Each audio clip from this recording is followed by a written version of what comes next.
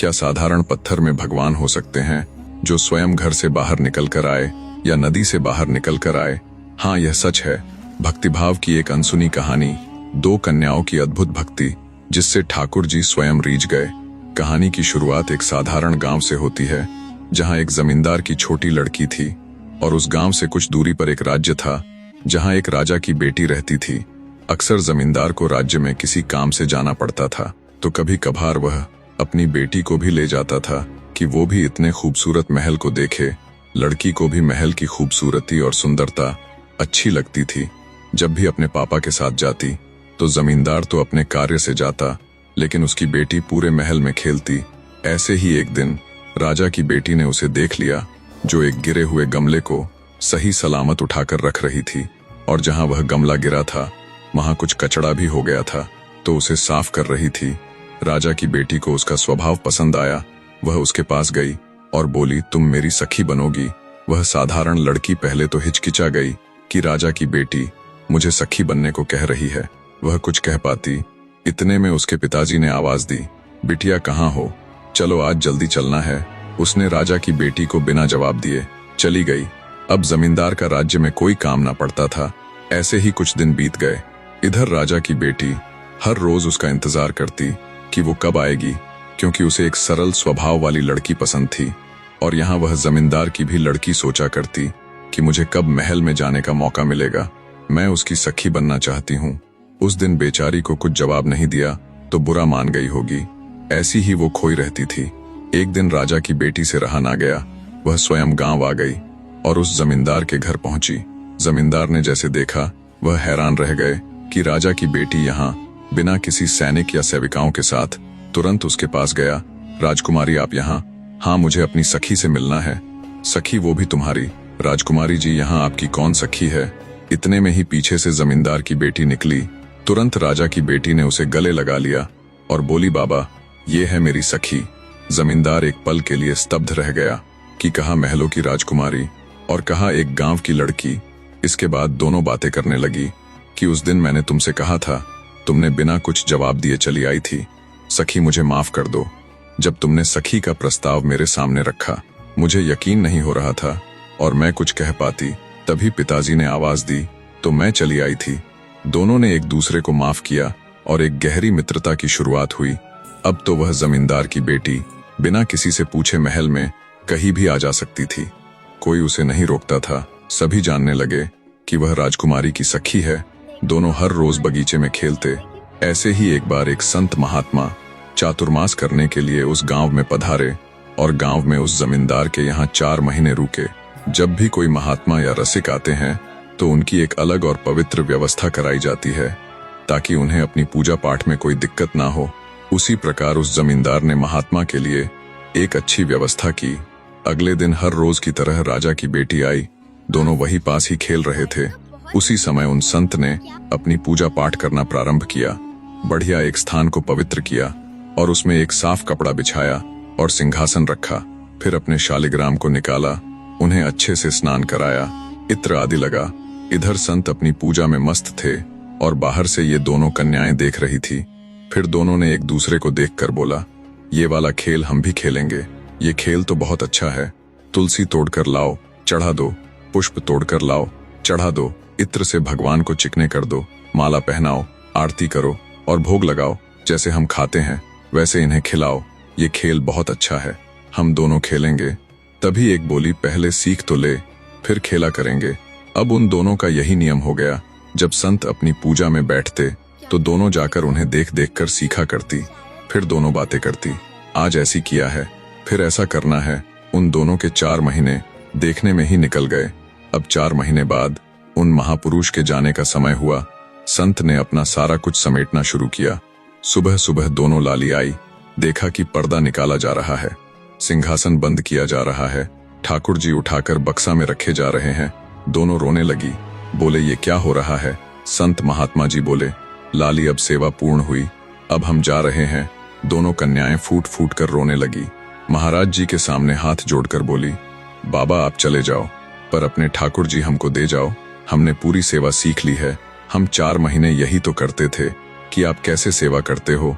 महाराज जी ने सोचा छोटी छोटी लाली है, ये कैसे करेंगे ठाकुर जी की सेवा। बाबा जी आपको यकीन ना हो, आप हमसे पूछ लो। सेवा की सारी प्रक्रिया, सुबह इतने बजे उठना है, फिर ठाकुर जी को दूध का भोग लगाना है, फिर गर्म जल से स्नान कराना है, फिर पवित्र वस्त्र से साफ करना है, फिर तुलसी अर्पित करना है, फिर भोग लगाना है। सब आता है हमको, आप अपने ठाकुर जी हमको दे जाओ। संत परेशान होने लगे कि अब क्या किया जाए। धीरे धीरे गांव के कुछ लोग आ गए। जब संत ने सारी बात बताई तो गांव के लोग उस जमींदार की बेटी को समझाने लगे, लेकिन कोई भी उस राजा की बेटी को नहीं समझा रहा था।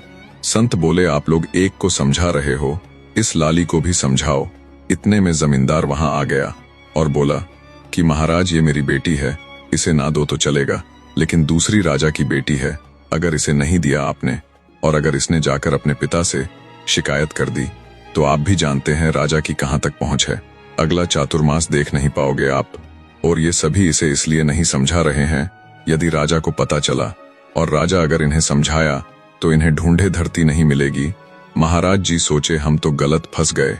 जमींदार बोला, और सुनिए महात्मा जी, अगर आपने राजा की कन्या को दे दिया और मेरी कन्या को नहीं दिया तो इन दोनों में क्लेश होगा और इसके कारण हो सकता है कि राजा नाराज हो जाए और मुझे और मेरी बेटी को इस नगर से बाहर कर दे। महाराज जी, सब बिगड़ जाएगा, इसलिए इन दोनों को ठाकुर जी दे जाओ। तभी संत जी बोले, ये कोई खिलौना है, दे जाओ। 50 साल से सेवा कर रहा हूं इनकी, ऐसे कैसे दे जाऊंगा? तो फिर आप ही सोच लो क्या करना है। संत ने बैठकर कुछ देर विचार किया और फिर वह बाहर गए और शालिग्राम जैसे दिखने वाले 2 पत्थर ले आए और जल्दी से उन्हें तेल आदि लगाकर चिकना किया और तिलक लगाकर सिंहासन पर बैठा दिया और अपने शालिग्राम को एक सामान्य सी चौकी में रख दिया। इसके बाद दोनों कन्याओं को बुलाया और कहा, बेटा बताओ ठाकुर जी कहाँ है? एक बोली, वो ऊपर बैठे हैं। और ये कौन है? ये भी ठाकुर जी है। तभी महाराज जी बोले, नहीं, ऊपर वाले जो है वो ठाकुर जी है और नीचे सेवक है। अब बताओ, तुमको सेवक चाहिए या ठाकुर जी? दोनों बोली, नहीं नहीं, हमें तो ठाकुर जी चाहिए, सेवक नहीं चाहिए। तो सेवक मैं ले जाऊं? हाँ, आप ले जाओ। तब जाकर संत को जी में जी आया। हालांकि गांव के सभी जानते थे कि महात्मा जी ने अपनी चतुराई दिखाई है। जमींदार बोला, वाह महात्मा जी, अपने अच्छी बुद्धि युक्ति लगाई है। सामान्य से पत्थर दोनों कन्याओं को दे दिया। जैसे ही महात्मा जी जाने लगे तभी कन्याएं बोली, इनका नाम क्या है? तांगा में बैठे बैठे बोल दिया, शिलपिल्ले भगवान।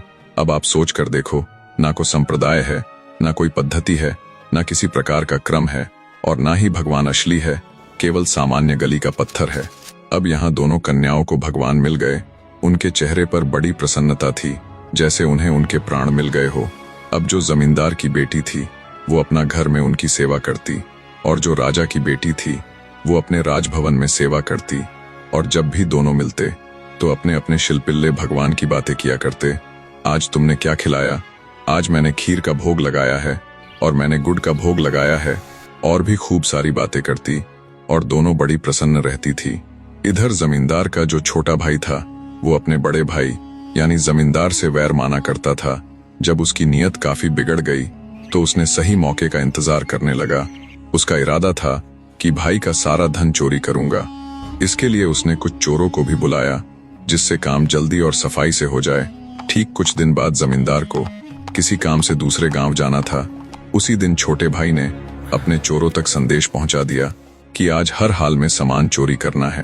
अब चोर बड़ी सफाई से घर के अंदर घुसे और जब वह सामान चोरी कर रहे थे तो चोरी के साथ साथ उन्होंने बेटी के शिलपिल्ले भगवान भी चोरी कर लिया। जैसे ही सुबह जमींदार घर में प्रवेश हुआ तो यहाँ सभी रो रहे थे। उसने जाकर देखा तो उसकी पत्नी ने सारा वृत्तांत बताया कि कल रात घर से सामान चोरी हो गया है। सभी अपने अपने कीमती सामान को लेकर दुखी हो रहे थे, लेकिन उसकी बेटी अपने शिलपिल्ले भगवान को लेकर बड़ी दुखी थी। उन्होंने कुछ खाया नहीं होगा, सुबह से भूखे बैठे होंगे बेचारे। सुबह से उठते ही दूध पीते हैं, आज पता नहीं कहाँ चले गए। पिताजी मेरे शिलपिल्ले भगवान लाओ, कह कह कर रो रही थी। जमींदार को पहले से ही पता था कि वो एक सामान्य पत्थर है, लेकिन बेटी दुखी ना हो इसलिए उसे कुछ कह नहीं रहा था। लेकिन यहाँ आज सामान चोरी हो गया और उसे पत्थर की पड़ी है। उसलिए हल्का क्रोध में अपनी बेटी से बोला, यहाँ कीमती सामान चोरी हो गया है, तुझे वो पत्थर की पड़ी है। पिताजी पत्थर नहीं है, वो शिलपिल्ले भगवान है। मैं उन्हें खाना खिलाती हूँ, वो मुझसे बात करते हैं। किसी ने उसकी बात नहीं सुनी। अब यहाँ 2-3 दिन बीत गए। परिवार का जो धन के प्रति कष्ट था वो थोड़ा थोड़ा कम हो गया था, लेकिन उस कन्या का हाल बेहाल था। ना कुछ खाए ना पिए। सभी उसे मनाते, लेकिन बोली कि मैं प्राण त्याग दूंगी अगर मेरे भगवान नहीं आए तो।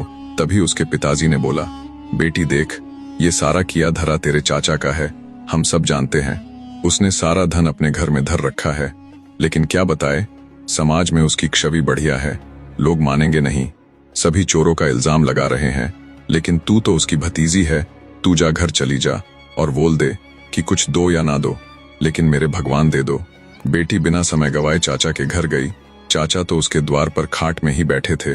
बोली, चाचा जी मुझे पता है कि चोरी आपने करवाई है। ये सुनते ही चाचा क्रोध में आग बबूला हो गया। तुझे किसने कहा मैंने चोरी की है? बेटी बोली, मैं आपको दोष देने नहीं आई हूँ, मेरे शिलपिल्ले भगवान है उसमें, आप उन्हें दे दो, बाकी कुछ दो या मत दो।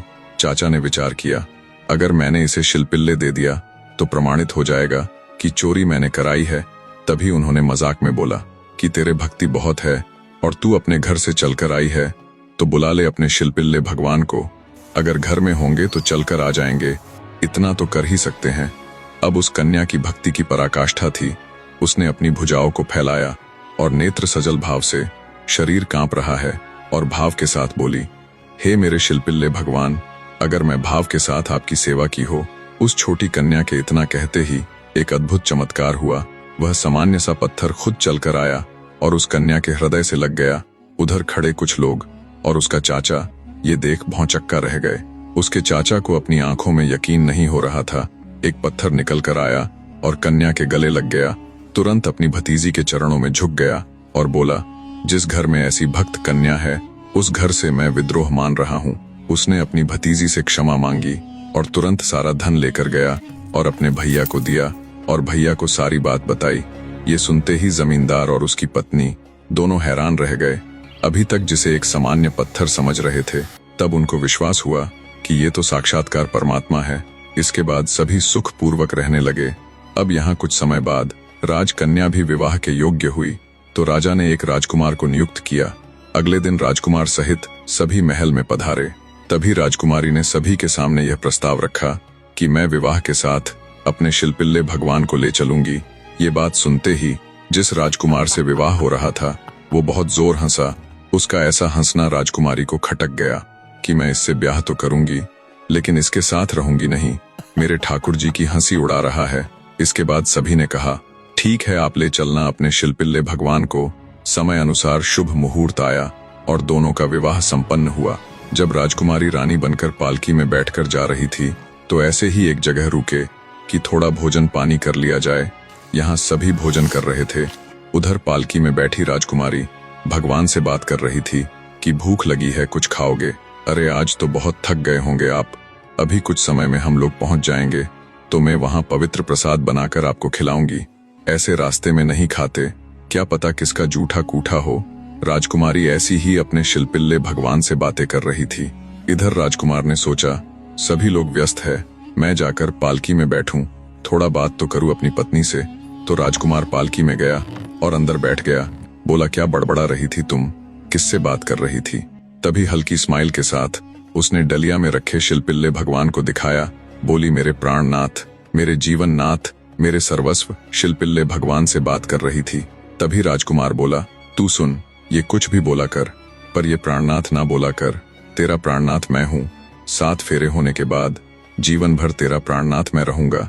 ये पत्थर को प्राणनाथ ना बोला कर। ये सुनते ही राजकुमारी तो पहले से ही चिड़ी बैठी थी। क्रोध में आकर बोली, तुम कैसे प्राणनाथ हो सकते हो? तुमको अपने प्राणों के बारे में पता है? तुम्हें पता है कि तुम्हारे प्राण कब चले जाएं? तुम मेरे प्राणनाथ कैसे हो सकते हो? अरे ये संसार समाज है, विवाह करना पड़ता है कन्या को। तुमसे ब्याह कर लिया है मैंने, यही सौभाग्य समझो। और हाँ, वास्तव में तो मेरे शिलपिल्ले भगवान तुम पर कृपा करने को जा रहे हैं। मेरे तो प्राणनाथ मेरे शिलपिल्ले भगवान है। ये सब सुनने के बाद राजकुमार को बहुत क्रोध आया और उसने वह शिलपिल्ले भगवान को लिया और सरोवर में फेंक दिया।